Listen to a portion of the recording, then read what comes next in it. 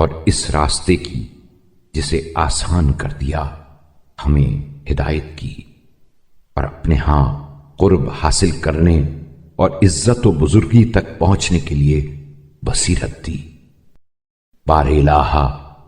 تو نے ان منتخب فرائض اور مخصوص واجبات میں سے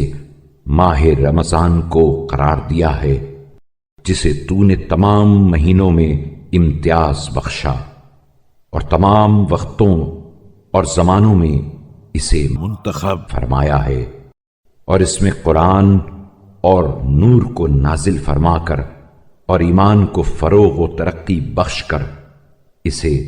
سال کے تمام اوقات پر فضیلت دی، اور اس میں روزے واجب کیے اور نمازوں کی ترغیب دی،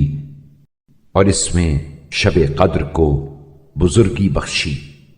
جو خود 1000 مہینوں سے بہتر ہے۔ پھر اس مہینے کی وجہ سے تو نے ہمیں تمام امتوں پر ترجیح دی، اور دوسری امتوں کے بجائے ہمیں اس کی فضیلت کے باعث منتخب کیا، چنانچہ ہم نے تیرے حکم سے اس کے دنوں میں روزے رکھے،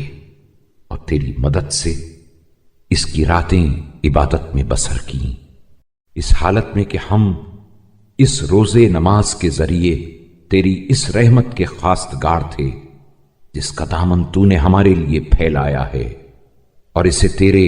اجر و ثواب کا وسیلہ قرار دیا، اور تو